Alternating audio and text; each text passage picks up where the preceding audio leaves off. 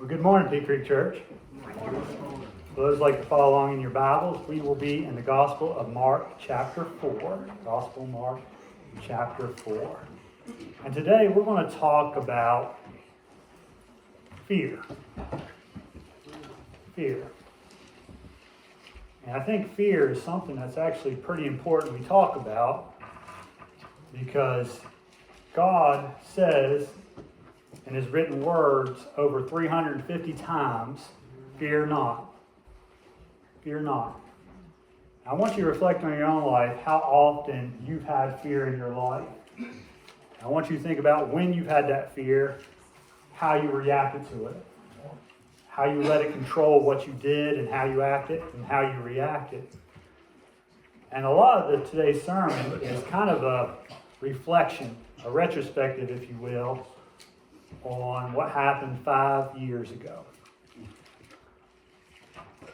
I remember exactly 5 years and 1 day ago preaching here and sensing the state of fear that had fallen over the whole world with the pandemic. And I learned a lot from that experience. And I really seen how so many of us, including myself, let fear get in the way of doing the will of God and living the way God wants us to live. Again, if the Lord repeated over 350 times, fear not, I think he's telling you not to fear.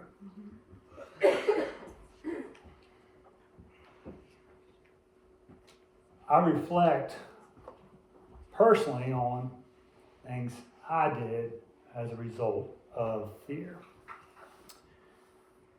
I remember I'm looking right now at the plate at the back there that, as you see going out, like many churches, it shows our attendance and the offering and last week's attendance and last week's offering. I remember preaching that day, and I'd wrestled with the decision to keep church open that week, because at that point, almost all the churches had been closed. And actually come the next day, March 30th, Monday in 2020, Penny and I came out here to counsel somebody in need. I remember looking at that, looking at those numbers, and it was just 18 people here that Sunday.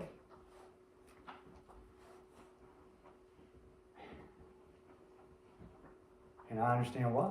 People were scared. We were fearful. And I talked with leadership here at the church and ended up making the decision not to have in-person services the next week and for the foreseeable future at that time. Now, although I consulted leadership here, it's not the kind of decision one man makes, I still carry the weight of that decision, because I let fear make that decision. Now, some of you may be hearing this thinking, well, Tim, I understand. You were fearful of the virus, fearful your congregants could get sick or worse, hospitalized or die. I stand before you to tell you that wasn't what I feared, although that was in my mind.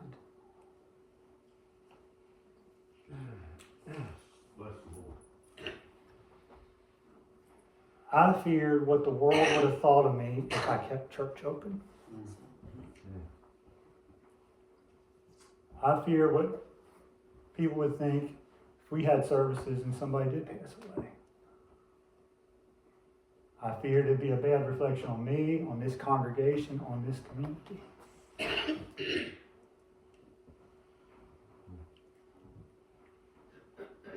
It was the wrong decision. I look back on all the decisions we made personally, and I want to be careful on how I phrase these things, because so many things we do in life, they're done because God guides us to do these things.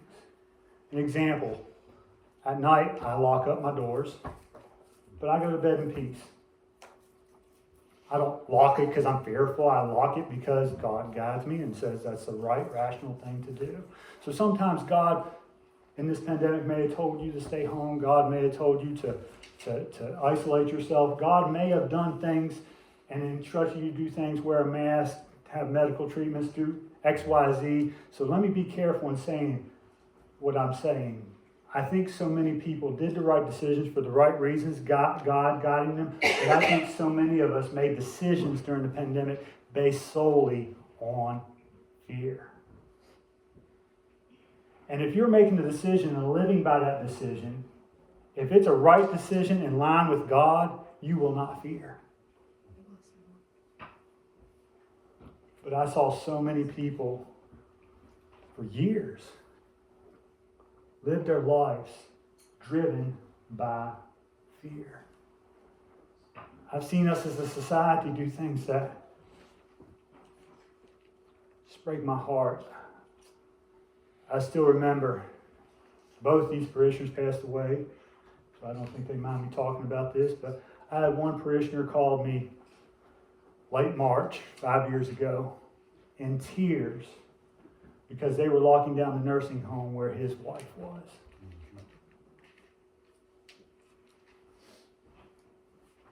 He was able to stay, but he wasn't allowed to leave.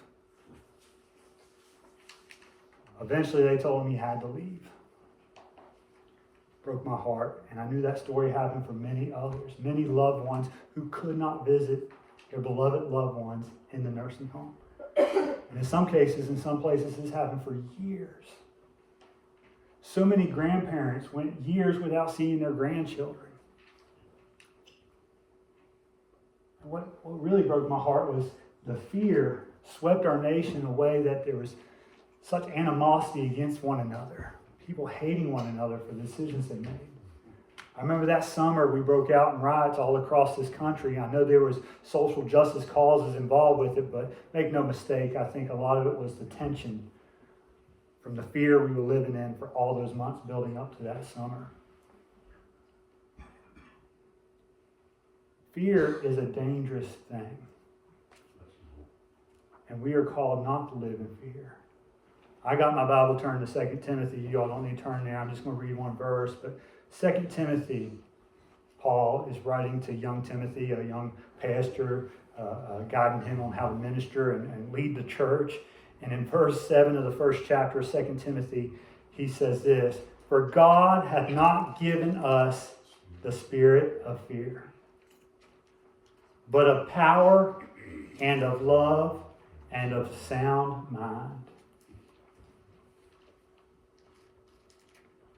If we trust in the Lord, the more we trust in it, the more we are assured that He is taking care of us. The more we are assured that no matter what happens in this life, we are secured in eternity. And for that cause, there is no reason to fear anything in this world. In church, I say this as somebody who fears himself. When we live fearfully, what we are demonstrating is our lack of trust in God. You know, it's so important to me as I reflected on closing the church all those years ago. We got a young couple just had their wedding shower. This is perfect for you. Perfect for you. The Bible illustrates marriage as a reflection of the gospel. It shows the relationship between the husband and the bride, just like the relationship between Jesus Christ and us, His church. And Christ sacrificed everything for the church, His bride. And a good husband, when he leads his house, he doesn't come home and if there's a threat to the house, worry his wife, scare her to death. He says, "No, hon, I'm taking care of the house. I'm taking care of you." He exudes strength and confidence and a lack of fear because it's his responsibility to secure the household. The wife sees that and she emulates that same thing so the children feel comfortable in the household. So the same thing's true for the church and our relationship to Christ. If the church has faith and trust that the husband of the church, Jesus Christ, is strong, powerful, and going to take care of us, then the church should emulate that and demonstrate that to the world. And that's why that decision to close I regret so greatly. It's an opportunity for the church to show the strength and power of God in the midst of a global pandemic. And I hope we personally will do the same. All of us personally reflect back and think about the decisions you make. Maybe decisions you're making now not related to the pandemic, just anything that drives you to fear. I see it all the time. Somebody gets diagnosed with cancer. If you're a Christian, it's a time to show strength, to say, I trust in the Lord. I say that as somebody who doesn't have cancer. I like to think if I go through a storm like that, I can show it. Maybe you've gone through a loss and you're grieving, sorrowful. Again, if you have trust in the Lord that He's saved your dear loved one who's passed, it's an opportunity to show strength and a lack of fear, but trust in God. Again, for God hath not given a spirit of fear, but of power and of love. And I like this, another verse I want to quote here. 1 John chapter 4. All through this chapter, John is talking about how God is love. God is love. So he says, in verse 18 of chapter 4, he says, there is no fear in love, but perfect love casteth out fear, because fear hath torment. He that feareth is not made perfect in love. If God is love and we dwell in love, we dwell in God, we will have no fear. No fear. But I want to focus now on the very thing I preached 5 years ago. It's weird how I can remember that sermon. And I've preached on it since. It's one of my favorite verses. It's found in Mark 4, starting at verse 35. And it illustrates poignantly how we should not fear if we have trust in the Lord. In verse 35, this is Jesus after he's done many of his witnessing and teaching there. He's there at the coast of Galilee. He says, and the same day when evening was come, Jesus said to them, to his disciples, let us pass over unto the other side. So here, disciples have been following Jesus. They know he's something special. I don't think, as evidence from what we're about to read, they understood that he was God made flesh. But they understood he was something special and somebody worthy of praise and worthy of pursuing and worthy of being a disciple of and worthy of trusting. And Jesus, creator of all the universe, told these disciples, let us get into the ship and go to the other side. Now, church, if Jesus says he's going to get you to the other side, are you going to get there? Yes. Absolutely. Absolutely. You can trust it. If Jesus says it, it's as good as done. So it says in verse 36, it says, when they had sent away the multitude, they took him, even as he was, into the ship, and there were also with him other little ships. Verse 37, there arose a great storm of wind, and the waves beat into the ship, and it was now full. So now you can picture this. The disciples got in the ship. They're trusting Jesus. He says, we're going to get to the other side. On the way there, the Sea of Galilee is known for its storms coming out of nowhere. This raging storm comes up. It's tossing the boat to and fro, and it's pretty dangerous. These men could die. They could pass away if the ship falls apart or sinks in this storm. But then they go to verse 38. It says, and Jesus was in the hinder part of the ship, asleep on a pillow.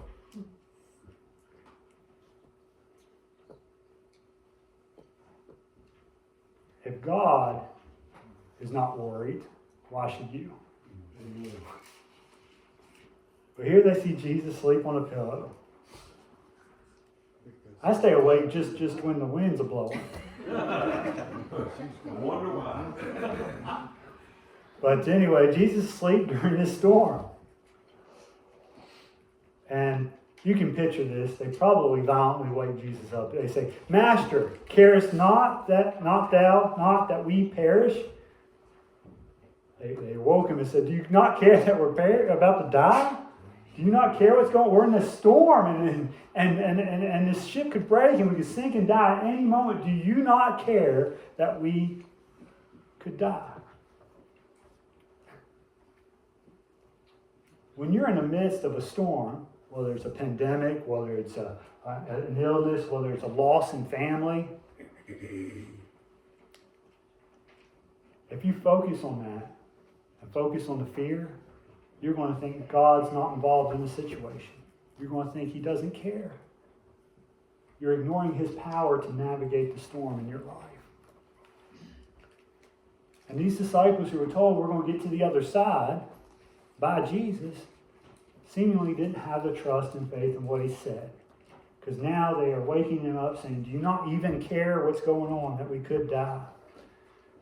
In 39 it says, Jesus, He arose and rebuked the wind and said to the sea, peace, be still. That's all He did. 3 words. And the wind ceased, and there was a great calm. So often in our lives, when we are fearful, worried, stressed, anxious about the events happening to us, we need to hear these words from Christ. Peace, be still. Sometimes He's talking to storms, sometimes He's talking to us. Be still and know that I am the Lord.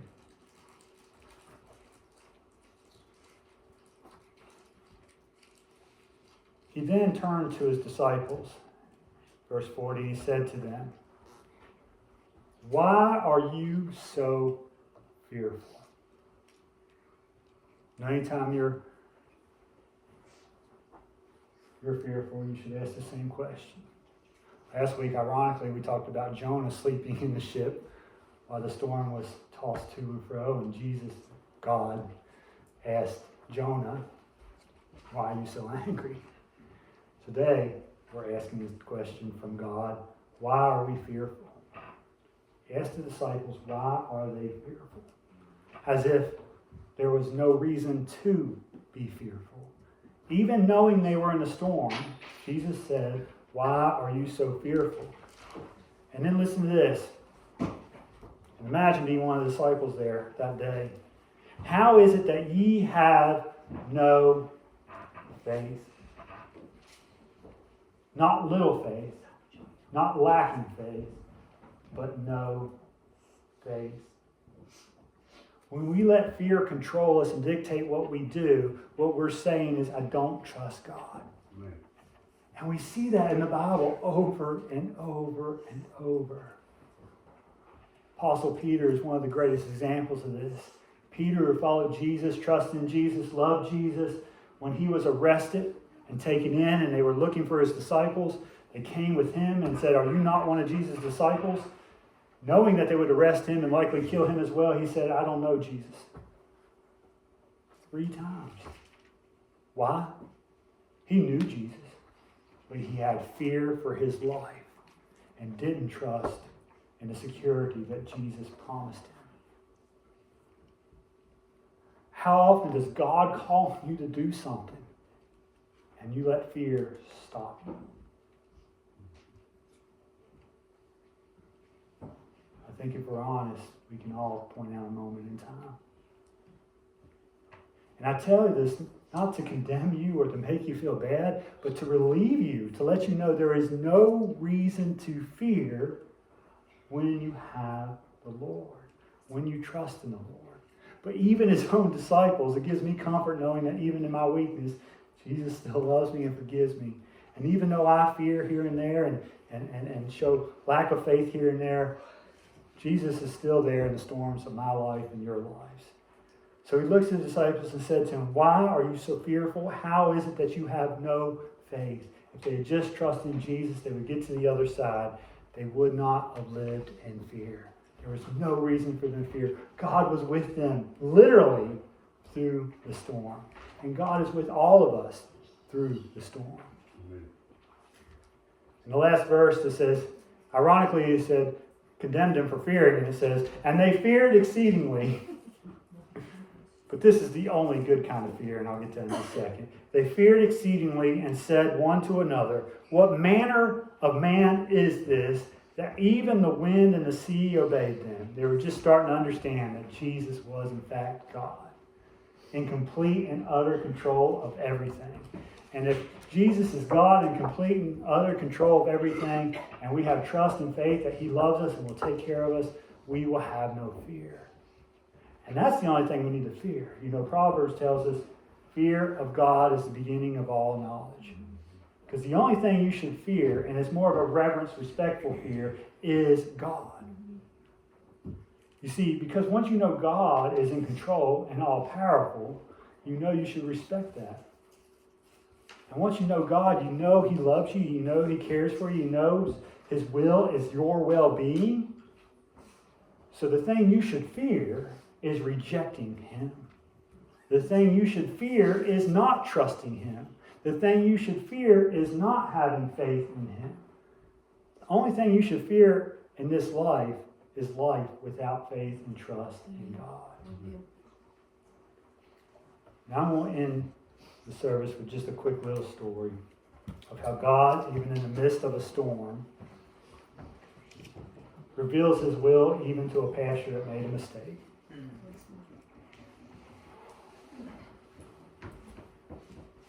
I remember these things like yesterday. We closed for all of April. That was the longest month of my life. I think April was 3 years alone of 2020. The fear gave way to boredom. But it got to May.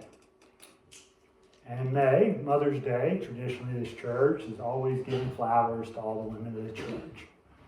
It's just been something we do to show thanks to God for the women He's blessed in our lives. Talked to Penny, and we decided we'll just get the flowers ourselves, and I would deliver them myself. I don't envy any delivery men or women now. There's about 50 flowers spread across everywhere from Cherry Lane, Allegheny to West Jefferson, Ash. And I didn't know how I would be received. Like I said, there was still a lot of fear. A lot of fear. People come to the door. They want me to stand back. How would it work? I didn't know, but thankfully I answered calling of God. I would knock on each door and stand about 5 foot back. And the majority of people were home. And the vast majority of people opened the door and invited me in. And I could just see in their eyes the fear go away and hope emerge. Fear led us to separate, to isolate, to do the opposite of what love calls us to do. And I was so thrilled at how accepted I was during that time. Of course, it was just a blessing for me to see people and be around people. And just how receptive everybody was and how happy they were and thrilled. And of course, I actually didn't go in the houses not because of fear, but time. I wanted to get to everybody, but I did spend a significant amount of time talking and conversing with everybody, either at their doorway or just inside their homes or on the porch. And it was such a blessing. And I got home and I told Penny, I said, they're ready to gather again. They're ready. It was such a blessing. We prepared the fellowship hall, for those that don't remember. And I strategically set out the chairs where they'd be apart. And I remember our first Sunday back, there was about 40 people. And they immediately slid the chairs together. And it was such a blessing to see God's love overcome fear. And there were still issues, there were still problems, there was still a pandemic. We were still in a storm, if you will. But that storm was a lot easier to navigate, knowing that Christ was present in our lives, knowing that he was going to get us to the other side. Now look back. Some folks didn't make it through that. Some folks succumbed to that disease. But guess what? The Lord still got them to the other side. Amen. The Lord still got them to the other side. Our standard of success as a church is not our well-being in this life, but our well-being in eternity. And that is what Christ has promised to each and every one of us. And that's what we preach, that's what we share, and that's what we hold on to. That's the faith we have. So don't let fear control your life. Don't let fear dictate what you do or don't do. That's not to say the Lord isn't going to call on you to do something to secure yourself or secure your future. But when God calls you to do that, you live without fear, trusting that whatever he's called you to do is sufficient for the Lord, is sufficient for you. So I hope if you take anything from today, don't live in fear, but live in the love, joy, and peaceness that comes with having faith and trust in Jesus Christ. Love you all. Appreciate y'all so much. God bless.